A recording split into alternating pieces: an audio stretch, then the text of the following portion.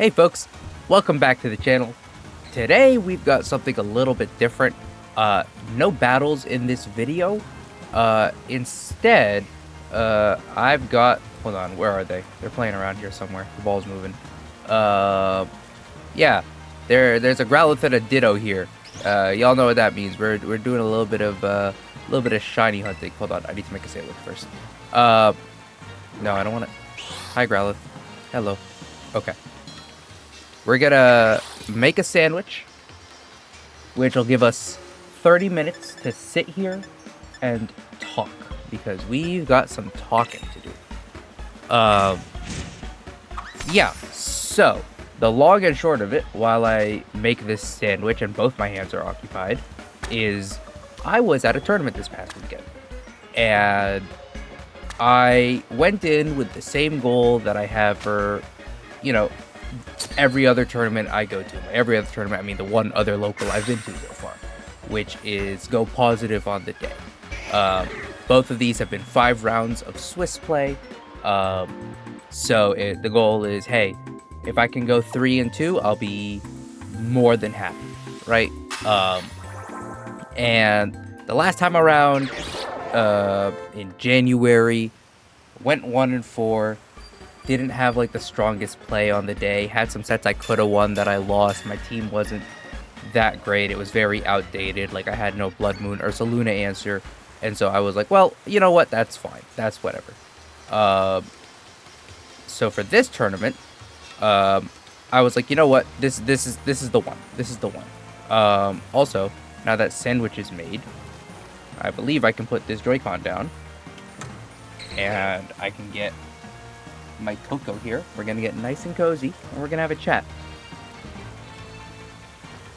I don't have any sort of script or bullet points. I have notes that I'm gonna refer to, but otherwise this is just gonna be, just some uncut conversation. So I've got hot chocolate here. If you want to grab like a coffee or a tea or a snack of some sort, feel free. If you want to do a chore in the background, feel free. We're just gonna have a casual, nice chat. A nice casual chat about me being uber competitive. Are these eggs going? These eggs are going. Beautiful. Alright, so as I open my notebook here, and y'all can hear my notebook being opened. Where is the page? Here's the page. So I guess in the intro I didn't give like a decent amount of background, but there's not much more background to be had. There was a tournament this past Sunday out in Boston, and I attended it, and I did, in case the foreshadowing from the intro wasn't clear, I did horribly. I think I was the only person at the tournament to go 0-5. I wasn't the only winless player. There were other winless players that dropped before I did, but I was like, you know what, I came all this way. It was like a solid, hour plus train journey for me. I was like, I'm from all the way, out west of here. I'm leaving with something, and I left with nothing apart from some good laughs, meeting some good people, and at the end of the day, like, that's really, that's part of the beauty of playing Pokemon competitively is, it is perhaps the most chill esports, chill yet still highly competitive esports environments you can get. Everyone's there to have a good time. No one's really bugging, at least not at the locals level, right? I'm sure the bigger the tournament, the bigger the stakes, the more tension there's gonna be, but there's never gonna be any sort of animosity, right? And that's one of the beautiful things about this game. That's one of the things I love about this game. And the other fun thing, especially being in the Boston area, is New England has a lot of very strong players. Like, between these past 2 locals I've been at, these are locals that have, they've had some of the strongest players in the country at these local tournaments, which on the one hand is like really cool. Like, if I'm getting into this scene, I'd rather be, cutting my teeth against the best of the best. The downside is it's a very high level of play, both from, the big names and then also the big local names, right? As well as even the people who are like me, just like, hey, I'm here to have a fun time. I'm here to learn, right? These are people who have been playing this game, um, at least on a serious note, a bit longer than I have, or at least more seriously than I have if it's been around the same amount of time. And like even the people who were there, where it's like, yeah, no, this is my first tournament too, or like this is my second tournament too. Very good players. Like, it's we're blessed to probably have one of the strongest local scenes in the country, uh, which is cool. Uh, Once you get past the discouragement of not winning a set, so I wanted to take a day and like kind of simmer down before I'm just gonna go through my notes with you guys, both from each individual set as well as like the notes I took kind of on the train ride home, because I think that's gonna inform a lot of what I do prep wise going forward. And the reason I'm sharing this with you guys is because it's gonna affect what you guys see on the channel too. So yeah, all right, so my notes. Yeah, so I brought that same gouging fire team from the last video that I did. um yeah, it's a really strong team. I felt pretty okay with it heading into the tournament. I felt like I knew where the strong points of the team were. I felt like I knew, uh, you know, I it was a I thought I knew a lot about the team. It turns out I really kind of didn't. Um, and by didn't, I mean I didn't know how to set the team up for success in a lot of matches. A lot of my practice ended up being, hey, when I have the opportunity to, you know, successfully position, right? Like, if I identify, oh yeah, this team is weak to Terra, Electric, Chen Pao, and I get it on the field and I get a howl off on it, that's it, game over, right? But getting to that position is tough. And that's what I struggled with a lot in this tournament. Yeah, the big takeaway before I kind of go set by set, or I guess maybe it makes more sense to kind of go set by set, give the story of the day, and then go to the big takeaways. That's probably more chronological. But anyways, going into the day, I feel kind of okay. And then I sit down for my first match, and kind of immediately get punched in the mouth. My opponent in that set was running, I forget what the rest of the team was. I should have probably written some of that down. But that first set, my opponent had Glamora. I played very terrified of Glamora, and turns out Glamora did not come to either game because I disrespected Terra Dark Urshifu and I disrespected Choice Specs Chi Yu. Like some of the thing, like I was, I didn't respect either of those two. Game one was a wash. I think it was like maybe like a 3 or 4 turn game one, where, Torn Urshifu lead, and I'm like, let me deal with the Tornadus. I could have dealt with the Urshifu and given myself a little bit more of a chance. Instead, I let Urshifu get out of hand. I lost my Gouging Fire. I let Gouging Fire Qianpao because I was scared of Glamora. And, I basically traded Gouging Fire for Tornadus over the first couple turns. And then from there, Chi-Yu hit the field, and Chi-Yu and Urshifu just kind of snapped. I adjusted well for game 2 in terms of making it more of a battle. But, I mean, at the end of the day, I just did not have an answer for that Specs Chi-Yu.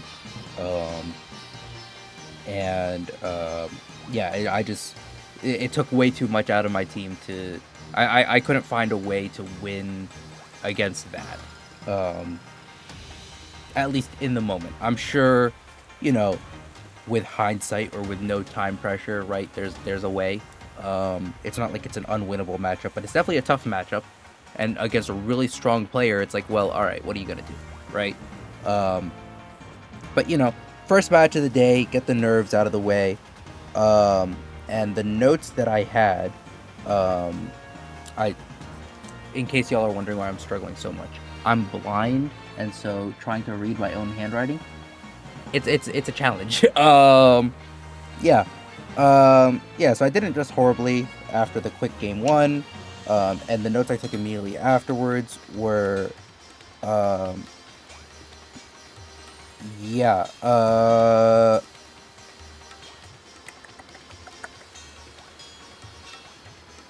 yeah, the big thing was, the big note that I took after that battle was like, all right, Tailwind, I knew Tailwind was a weakness for this team, and because under Tailwind, I lose a lot of the speed advantage, and the team didn't have speed control, so I was like, all right, you know what, if I can just navigate Tailwind a little better, right, you know, I'm not going to stop Tailwind from going up, but if I can play patiently and wait through the Tailwind, as opposed to just trying to punch things quickly, you know, I can navigate that matchup a little better. That's how I did it in Game 2, and it worked out a lot better than Game 1. Still got swept in that set, but you know, it's like, all right, there's some lessons to be taken, and as long as I can just, you know, have a better Game 1 and, you know, not throw Game 1 so quickly, I'm okay. So that was kind of the vibe after the first set. It was like, all right, I took a fat L here, but it's okay, because I can, you know, I showed that I can adjust. I showed that I can play at a decent level. So, you know, maybe I just get a better matchup and, you know, things are better. Round 2 was interesting because, round 2, I was paired up with, there was one player at the tournament who, you know, arrived a bit late. And by a bit late, I mean, like, maybe like a couple hours late. They were driving in from a vacation and just getting back into town, and it took them a while, and it was like, all right, you know what, that's fine. So I had a lot of time to kind of sit and think without knowing anything about my opponent, just more just like, all right, let me see if I can just get into a good headspace for this match. Opponent arrives, we sit down, we immediately get into it, and this was this matchup really threw me because there was a Porygon 2 on this team, and the thing that threw me about it was that it never clicked Trickery. Because I, in my infinite wisdom, forgot that Porygon's a normal type, and Terra Blast is a normal type move. And it was a similar kind of story to the first set, to round 1, where in round 2, I lost game 1 pretty quickly. I adjusted well, but again, and there was something that comes up in that second game being Porygon 2 Terra Blast, that absolutely cooked me. I was expecting to KO Fluttermane with, I believe it was a Chenpao Ice Spinner that I was expecting to KO Fluttermane with. I did like, it was a bulkier Fluttermane than I expected. And just all in all, didn't, you know, I navigated the matchup as well as I could, but each game in that set, it almost felt like I lost on team preview in a way, where I would just bring a poor lead, and you know, game 2, I navigated the best I could, but still ended up 0-2 in that set. And the one note I have from this game that's not like, you know, stat spread related is don't just click buttons in game 1, because again, it was a matter of, all right, it's really setting in now. Game 1 seems to be my weakness, right? I need to lock in. I need to play better in game 1. And if I can do that, right? If I can at least make game 1 a bit of a game, then all of a sudden, you know, game 2 might be like, if I win game 1, great. I've got some room to breathe. I lose game 1, at least I've made it close, and I've gotten a little bit more information out of my opponent, and can, you know, navigate game 2 with a little bit more confidence. So that was, ooh, this coach was good. So that was the second set. All right. At this point, you know, I'm 0-2 on the day, which means if I want to finish positive, I have to win out. which is a tall orc. So at this point, mentality-wise, I'm just like, all right, I'm not even thinking about the overall record of the day. I'm just, also, sorry, I should be looking at you guys. My apologies, I should make eye contact with you guys. At this point, I'm like, all right, so just take it set by set, relax, play your game, right? Or play your game, whatever your game is. All right, are they running around? They're running around. Here, I'll give them a ball. There we go. Now we have... Alright, Growl is stuck on me, but I'm not going to grab my other Joy-Con. Let's try this. There you go. Alright, you're not stuck anymore. There we go. And now you can see like kind of the whole campground kind of vibe. Okay, cool.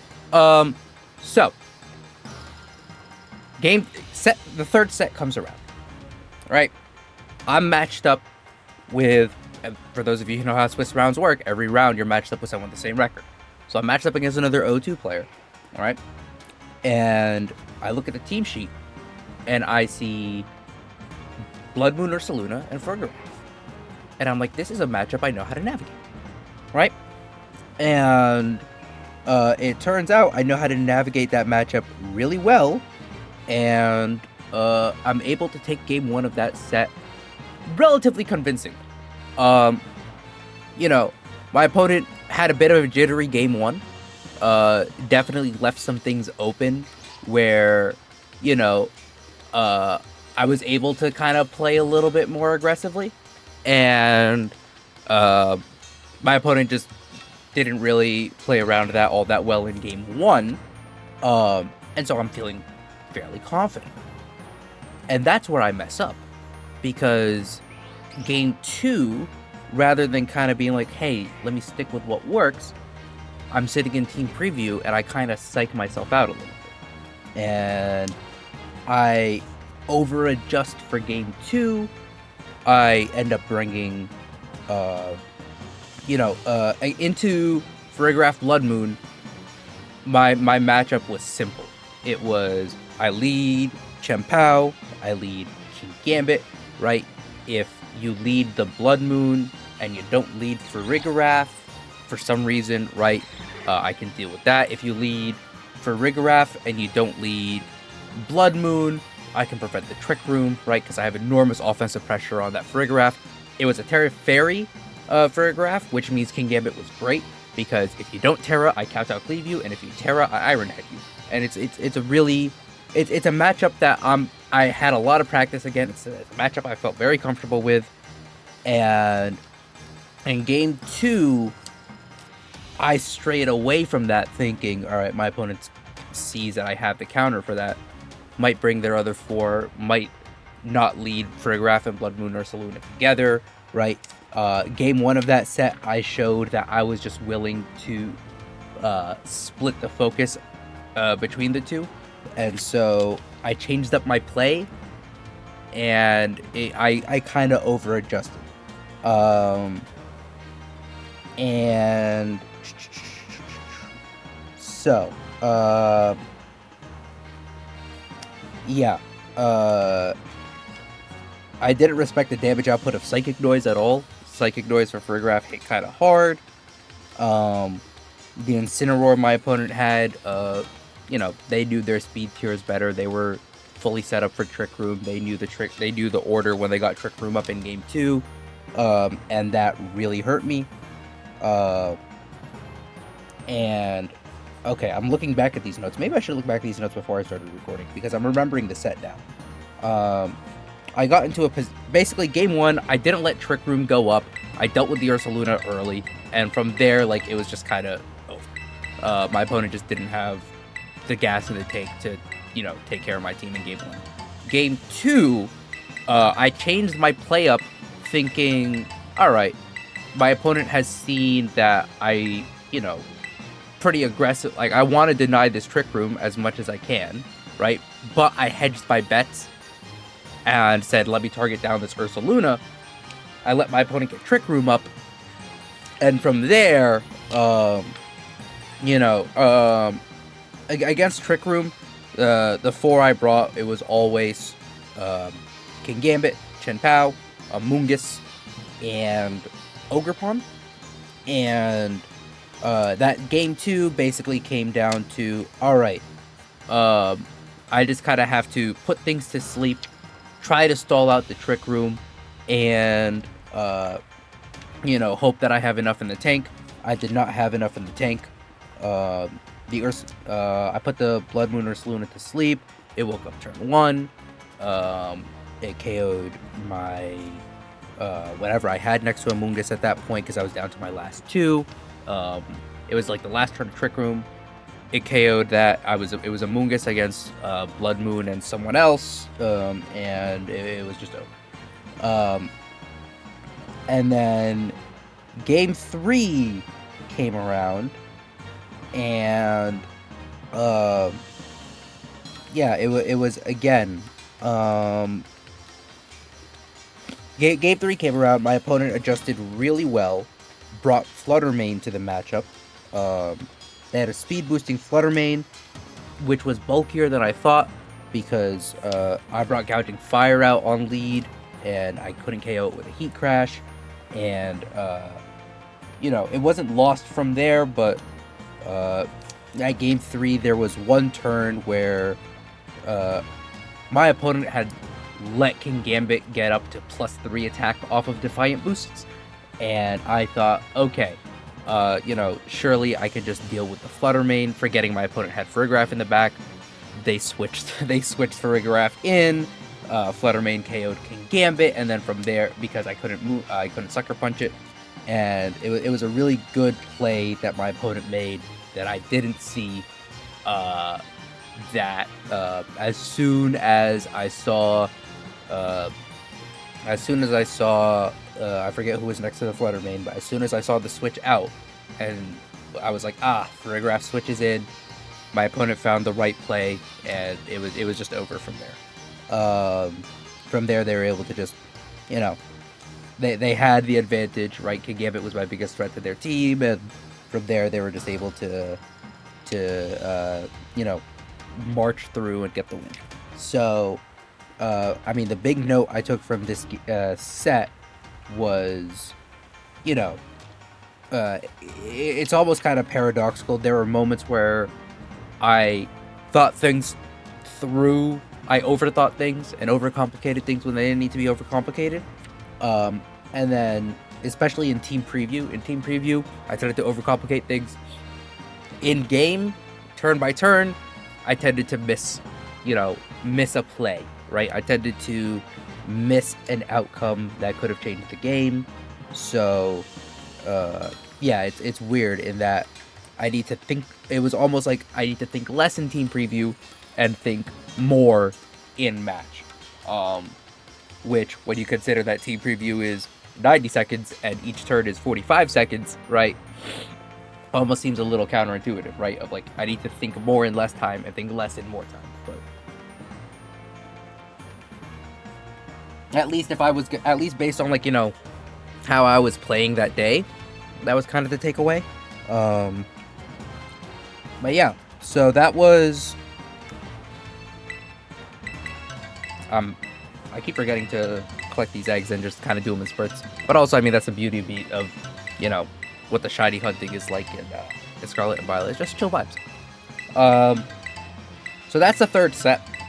And then between the third and fourth sets, we had a bit of a longer break to, deal with some stream issues and everything. And I think there was something where on the back end, how they were tracking the tournament. Again, it's kudos to I haven't said it yet. Kudos to any local Pokemon tournament TOs, any local esport TOs, but I'll talk from Pokemon specifically. The amount of work that goes into, both before the tournament in terms of securing venue and publicity and getting people to show up, and getting people excited to be there, and then day of, you're managing the tournament. Both of the locals I've been at have been streamed, and so you're managing the stream as well, in terms of getting people to cast games and getting the stream set up and all that good stuff. It's a lot of moving parts. Shout out to TOs. I considering the amount of work that goes into just running one of these locals, to the fact that, you know, people are able to organize things like regionals and stuff, mind-boggling. So yeah. But anyways, bit of a longer break. Had some time to, you know, get some snacks, get my blood sugar level up a little bit, but also it was long enough that I was kind of itching to get back, and, you know, I did the full cycle from, all right, I have cooled down, I have relaxed, I'm feeling okay, to I am jittery and nervous again, and now we're playing. And then round 4 comes around, and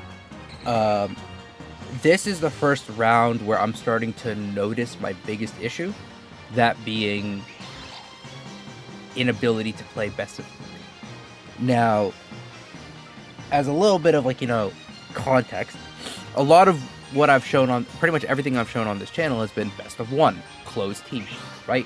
Whether it's a global challenge, whether it's just playing on the ladder, right?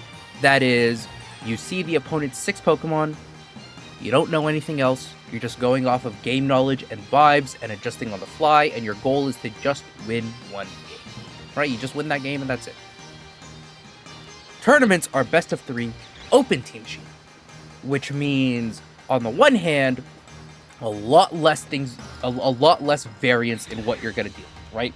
Because, you know, items, you're not going to be surprised by any items, you're not going to be caught off guard by an ability, you're not going to be caught off guard by a move, you're not going to be caught off guard by a Terra. The flip side of that is, in a best of 1, it's best of 3. So, losing game 1 doesn't lose you the set, winning game 1 doesn't win you the set. There is a level of adjustment and counter picking to be made throughout the set, right? Because you have to win 2 out of 3. So you are going to adjust, your opponent's going to adjust. You have to find a way to win 2 out of 3 different games, right? While you're each gaining knowledge throughout the set. And the biggest thing with best of 3 open team sheet is you almost have to throw all of your other knowledge out the window for that set. In that, if I see, like, for example, and round 4 is like a prime example of this. So I noticed that me and my opponent, we both have Ogerpon Wellspring, and the vast majority of Ogerpon Wellspring are running Ivy Cudgel, Spiky Shield, Follow Me, and one of 2 grass moves, either Horn Leech or Wood Hammer. I think Wood Hammer is a little more popular now just because you get damage output.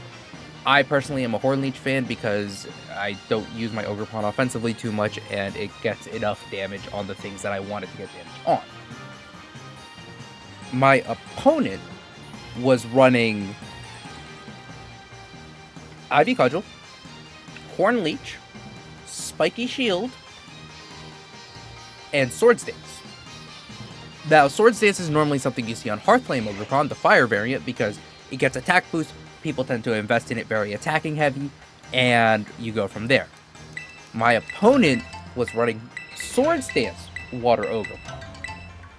The team I was running, right, it was based around, you know, Gouging Fire, I had Terrifier Gambit, I had Chen Pao, right,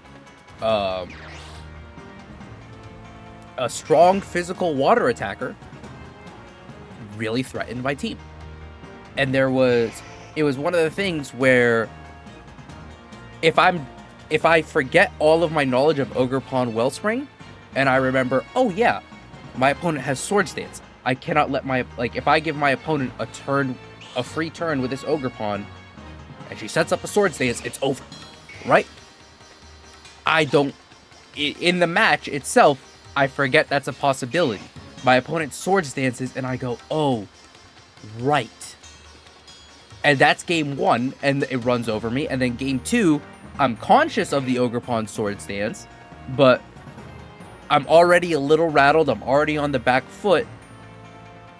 And my opponent, basically, my opponent did well to force me into a position where she had a free turn to Sword Stance. And from there, the match was over, right? Because once that Ogre Pawn, even if you don't invest very heavily in Ogre Pawn, right? Most Ogre Pawn Wellspring still have some attack investment, and then you double that with Sword Stance, and it can do some serious damage. And from there, it just bonk, bonk, bonk. Ogre Pawn do a Ogre Pawn 2, she a thug.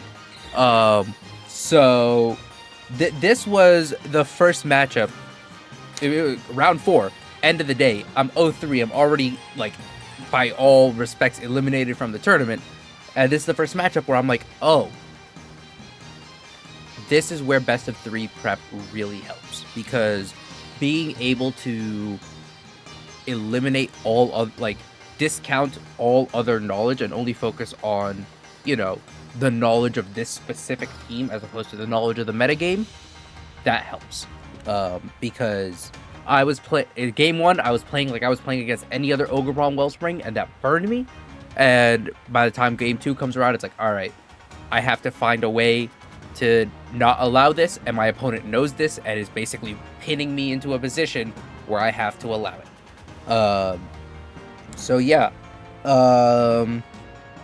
Also, the other note I have here is I just cooked way too hard in the Ogre Pawn mirror metagame, because game 2 especially, game 2 I had an out against that Ogre Pawn. I could have KO'd it, right? It was Terra Watered, it was Sword Stanced up.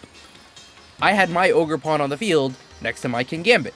And so it became the mind game of, all right, are you going to Ivy Cudgel my King Gambit, or are you going to Horn Leech my Ogre Pawn? Because if you're going to Ivy Cudgel my King Gambit, I can follow me that away. I still have my Water Absorbed, and now I can KO your Ogre Pawn with my King Gambit, versus the other way around, and it did not work. Versus, and the flip side was, if I follow me and you Horn Leeched, I just lost my Ogre Pawn for free. I could have Spiky Shielded, right, avoided the Horn Leech, and attacked, right, and it was, because I had just protected with the King Gambit, I didn't have Protect on my King Gambit for that turn, at least not without rolling for it, right, so that was another thing where, late in the day, blood sugar levels are low, I'm tired, and there was a point where I realized I was out of steam. I was cooked. And I could have dropped there, but I was like, you know what? Nah. I'm gonna try to, I'm like, at that point I realized I'm the only winless player here. I came all this way, I'm leaving with a win. And I was kind of re-energized after that set, after thinking about it, after, me and my opponent had a good laugh about that Ogre Pawn mirror, and it's like, all right, let me sit down for round 5. I'm gonna try to get something out of this. And my opponent for round 5 had, my opponent for round 5 had a really interesting team. That Choice Band Arcanine, which was something I hadn't seen all day and something I didn't encounter much on the ladder. They had Iron Valiant, but not even like Focus Sash. They had, was it Booster Energy Iron Valiant? They had Iron Valiant and they had Iron Bundle, but neither of them had. No, was it Booster Energy Iron Valiant?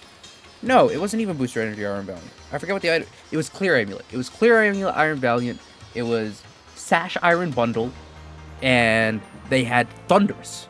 They had Thunderous Therian with Eerie Impulse, with Electric Terrain.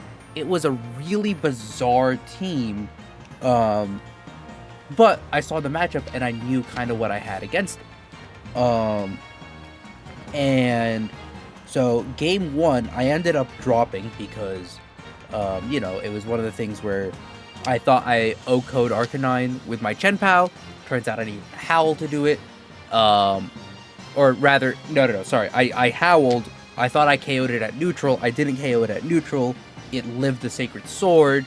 And I mean, from there, like, it just was rock sliding like crazy. There wasn't much I could do.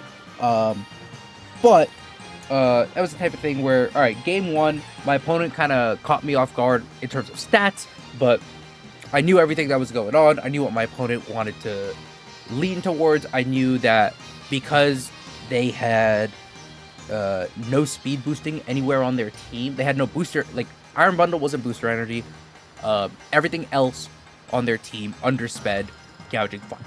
And I was like, all right, this is the type of team that my team can beat, right? I just need to play the matchup correctly. And game 2, I adjust by leading King Gambit into Arcanine, because game 1, I was like, there's no way my opponent leads Arcanine, seeing I have King Gambit. They did, so game 2, I'm like, all right, if you want to do that again, I'll punish you. If not, King Gambit's really threatening into a lot of your team. And they lead Arcanine into King Gambit, and I timed out on a turn. I needed to Terra-Fire. I had protected turn 1, and I had, I think I had clicked break. I had either clicked Breaking Swipe or Heat Crash on my Gouging Fire. And I was like, all right, I'm good here. I've gotten my Defiant boost. Now all I need to do, and my opponent has locked Flare Blitz. All I have to do is Howl with Gouging Fire. I'm up to +2 on King Gambit. I Terra Fire. I attack the Arcanine, it goes down. Right? And it didn't matter what I attacked with, everything was neutral. I settled on Iron Head to cover for because they led Thundurus and Arcanine. I was like, let me cover for a potential Iron Bundle switch with like Iron Bundle or Iron Valiant, right? Neutral and weak to to Iron Head, also to Kowtow Cleave. In hindsight, Kowtow Cleave was probably the correct pick. I forget why I settled on Iron Head, but time was ticking down, and I didn't get the click in time, which means King Gambit goes for a double protect. It fails, I lose King Gambit. And if there's one, I know we're like super. I've been on that dialogue this whole time. It means I missed out on a ton of eggs. Now that was a moment where I was like, I am down 1-0 in the set, right? I have just thrown my King Gambit for nothing, right? Because all I've gotten is a Howl, and my Gouging Fire ended up. What did my opponent do? I think my opponent just like clicked a Wild Bolt with their Thundurus. Or did they switch? They might have switched. But either way, my Gouging Fire is sitting on the field. It's taken some damage. It's gotten a Howl up, but it's not looking pretty. And this is where, like, I don't know if I already said, probably like proudest point of the tournament for me, and like big positive I could take away. I end up winning that game too, because I realized, hold on, I still have my Terra, right? I blundered, right? But that blunder didn't cost me the game, right? I was definitely on the back foot, but I still had Terra Electric Chien-Pao in the back. And Terra Electric Chien-Pao ended up becoming my win condition. I played to it well. I win that game too. And so now it's like, all right, hey, one last game on the day. Let me... my opponent, both Go's first 2 games, has brought Arcanine, Thundurus, Iron Bundle, and I forget who the 4th Pokemon is. Right, my opponent probably wants to adjust, but I know that into this matchup, the best 4 I have is the 4 that I brought for game 2, which is Gouging Fire, King Gambit on lead, Chien-Pao, Amoonguss in the back. And so I again lead Gouging Fire, King Gambit. My opponent leads Iron Bundle, Iron Valiant. And this is another moment where I lose on the team sheet, because in my infinite wisdom, I have forgotten that this Iron Valiant is running Close Combat. And Close Combat is 4 times effective on King Gambit. And this time I very consciously don't Terra Fire, because I'm like, there's no reason to Terra Fire. There is a reason to Terra Fire. It is Iron Valiant. I lose my King Gambit when my King Gambit was in position to take out their Iron Bundle. which ends up costing me the game, because with King Gambit gone, Iron Bundle is safe to just start clicking the Icy Wind button. My entire team becomes slower, and it's game over for me. And so that was kind of set by set, you know, what happened and kind of the thinking throughout the day, which I think segues well into what I was initially going to start with and then held off on, which was the big takeaways from the day. I think the sandwich is over. This is going to be a bit of a longer video, but we're gonna make a second sandwich.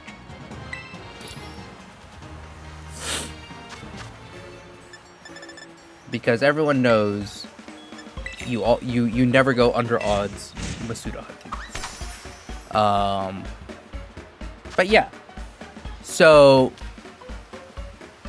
on the train ride home, right, I end up having to wait for a little bit for the train, so I get to watch like the first game of Top Cut that they have on the screen, and I have to go.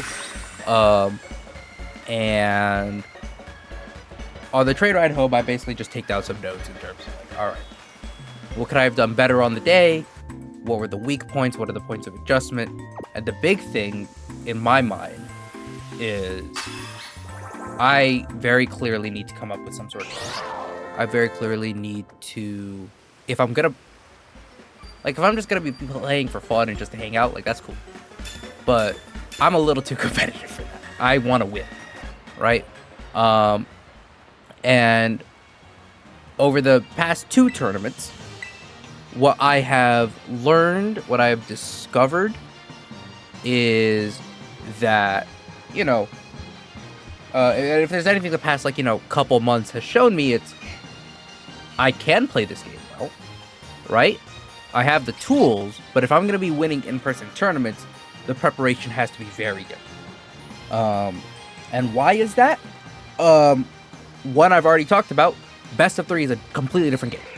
I do not have enough practice playing best of 3. It's as simple as that. You know, best of 1 is cool for testing out concepts, seeing if they work, right? It's cool for getting used to how a team does in favorable and unfavorable matchups, right? And it's good for practicing that in-game decision making. But best of 3 is a completely different kind of information game where, you know, it's a completely different set of information that you and your opponent are dealing with, and the ability to adjust between games is a skill that I very clearly have, but that doesn't translate over to game 1, right? If I can translate that ability to adjust to an opponent's you know, team into, if I can translate that from game 1 to game 2, right, that adjustment period, if I can translate that over to team sheet to game 1, where I'm, you know, able to look at my team sheet, identify not only I was good at identifying what's good against me, I was good at identifying what's bad for me, but I also need to identify what's good for my opponent, right? So that's a skill set that I need to develop, and you only develop that skill set by playing best of 3 open sheets, right? So that's something I need to practice a lot more. That was perhaps the biggest takeaway.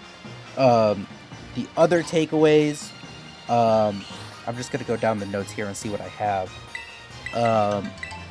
Yeah, I got tired, and I let my play slip throughout the day, and it recovered a bit in that last set of the day, if only from kind of a light adrenaline rush. But yeah, I need to do a lot better about managing my energy throughout the day. You know, I ate breakfast in the morning, and then like there was like an hour, and then I was on the train for an hour, and then I was waiting for an hour, and then the tournament started. By the time the tournament starts, my body's like, hey, it's lunchtime, and I'm like, but we're playing Pokemon.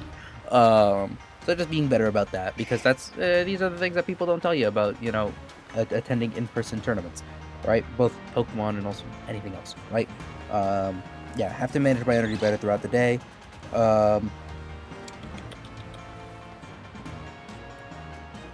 Yeah.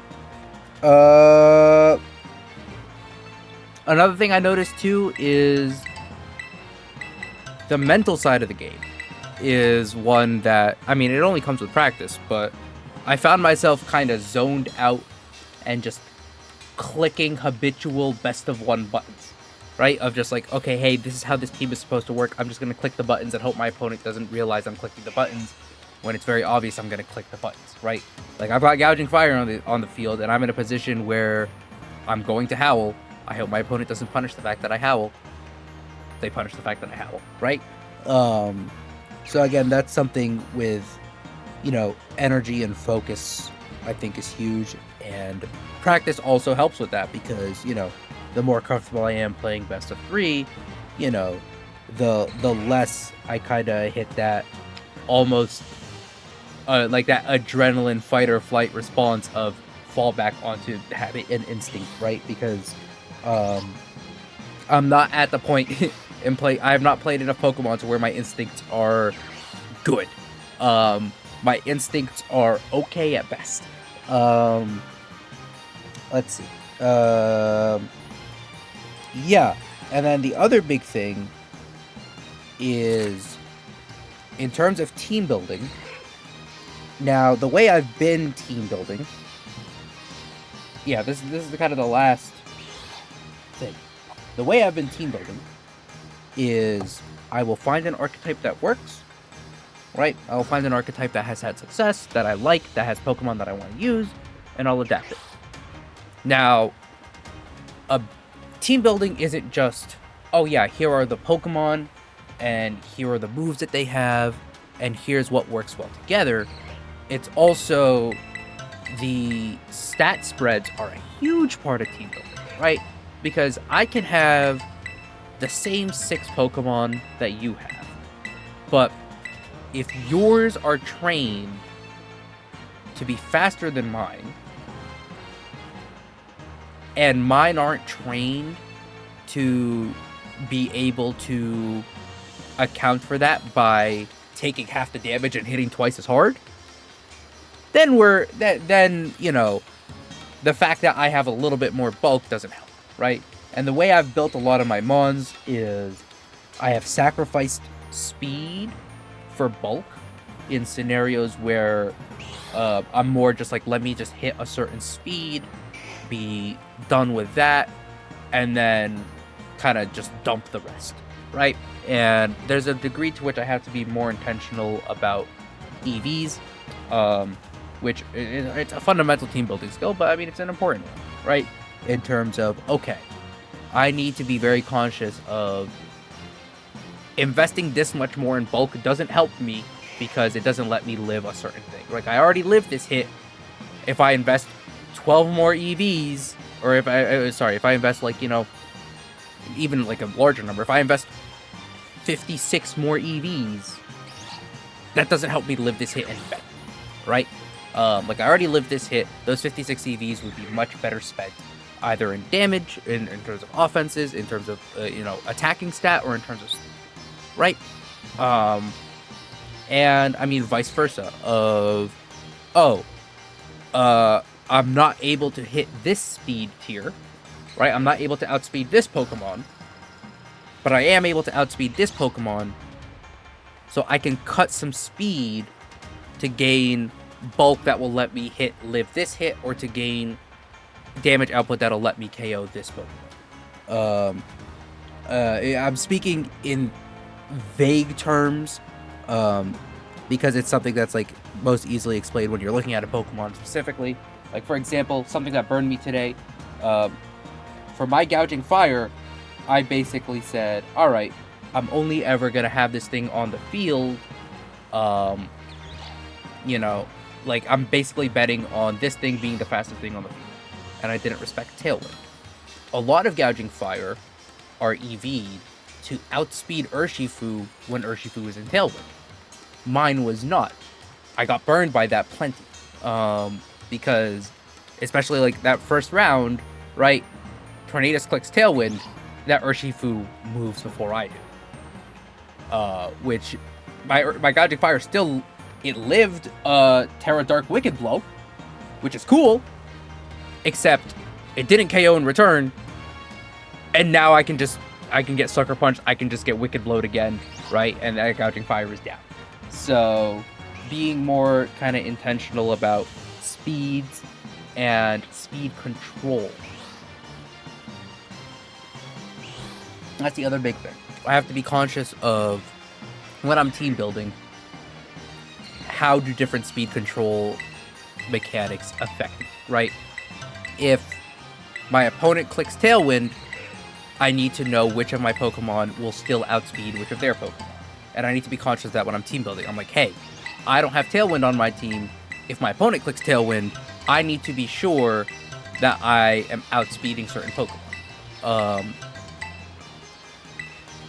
My opponent has Trick Room. I need to be conscious of where do I fall on the speed order in Trick Room if I have like slower, bulky Pokemon. I say this because a lot of the teams that I have the most success, a lot of teams that I've felt the most comfortable piloting have not had speed control. Y'all have seen me play with Tornadus. It's not pretty. I don't think I've uploaded anything of me playing with Trick Room. Trick Room I've had some success with, but not too much, right? So if I'm going to be someone that plays without speed control, I need to be very conscious of the speed tiers, both just base, right? Like, I know that, all else aside, my Gouging Fire outspeeds everything not named Electrode or Regieleki, right? But I need to be cautious of if someone clicks Trick Room. If someone clicks Trick Room and I switch my Gouging Fire, what does it underspeed? If someone clicks Tailwind, what do I still outspeed, right? And that's something I have to be conscious of in team building as well. That was the two big takeaways are get better at EVs, and that's something that comes with, practice and knowledge and experience, right? And get better with best of threes. So to bring a whole long kind of spiel short, what does that mean practically? Like, how do I apply that, right? In terms of getting better with team building, again, that comes with knowledge, that comes with experience, and the way to do that is, continue team building, continue adjusting. I think the fundamental idea I have of taking existing archetypes works. It's just a matter of being a lot more conscious of, how do I EV these things out? How do I iterate on those existing successful archetypes, right? Because every team I've shown that's been an adaptation of a previous team, it's not a carbon copy. I will switch out a move here or there. I will switch out an item here or there, right?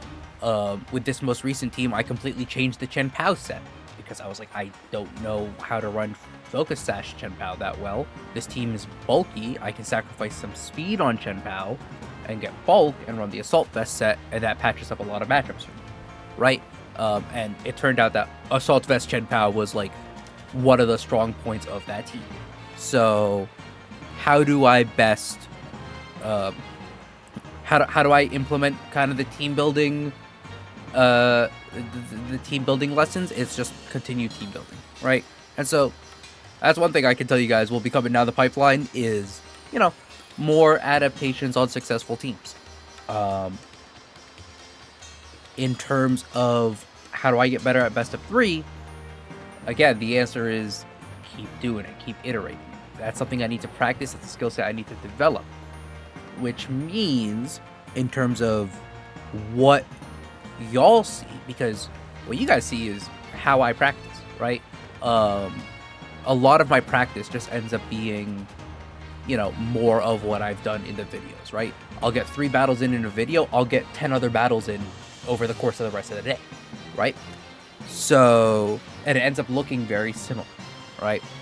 So what that means is, and y'all can let me know if that's something you're interested in seeing or not.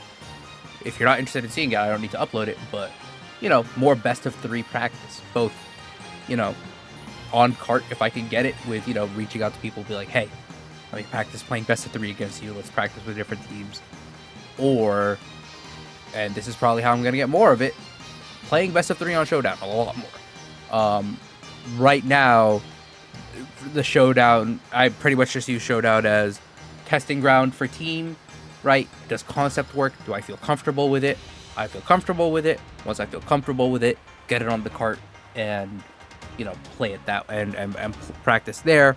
There's going to be a lot more of, hey, things are going to be happening in Showdown a lot more as opposed to on cart, which is like less fun to look at. And there's definitely a tangible difference that I feel playing on cart versus playing on Showdown in terms of not only like the knowledge, that the information that's presented on the screen, but also just in terms of the timing and navigating turns, right? Like, I have all that time when battle animations are going to think on cart in a way that I don't have on Showdown, right? Showdown's a lot more fast-paced, a lot more, hey, your knowledge has got to be right there, you got to be firing on all cylinders. So, that's something that I think it's going to be helpful. It's just going to take some time to adjust to. So, yeah, in terms of what this looks like moving forward, it might be, hey, instead of doing a battle video on the ranked ladder, I'm doing a battle video where it's actually a best of 3 tournament on Showdown, like a room tour on Showdown, that I just record that run through and, either like upload a set of it or upload highlights or whatever, right? So let me know if you're interested in seeing that. Let me know if you're not interested in seeing that. If you're not interested in seeing that, there's a chance that I upload some of it anyways, because this is, it's my VGC masterclass. And, what better way to learn than to, stick a bright light in your face and learn under pressure. But yeah, so those are the big takeaways. I had to take like a day to like demold and de-tilt, but yeah, the show goes on. It is a little interesting timing wise at this point in the year, because we are kind of not quite like the home stretch, but we're in a good chunk of like the home stretch of the season, and that's if my Switch is blacked out, I should be pressing the A button. We're in a good stretch of we're in a good chunk of like the home stretch of the season, and Ramadan is coming up, and Ramadan is probably going to be a huge break time, because for me, part of taking care of my well-being is that spiritual side. Ramadan's a good time for that. It's kind of baked into the whole design of the thing. So, the next tournament happening in Boston is the next set of tournaments that I can realistically attend in terms of I can actually get to them. There's the PC this weekend. I'm probably not going to go to that. And then beyond that, the next tournaments are scheduled to be during Ramadan. So chances are is I don't go to that tournament. Mostly because, it's not even on a I'll be fasting, I'll be tired tilt. It's the tournament will run long enough that it'll get into the evening time, which is really when I want to focus a lot of energy elsewhere. So yeah, probably not going to be at a tournament for another month or so, but in that time, right, I'd like to think I have a good outline of, how to improve my play, and y'all are going to be along for the journey. So, yeah, this is exciting. This is, when I first started uploading, intentionally uploading the VGC Master Quest series, right? It was oh yeah, this is cool, road to ranked, road to Master Ball, trying to get high on the ladder thing. No, this is gonna be all of, my experience getting better at VGC. So, want to document it for myself. It motivates me to continue doing it.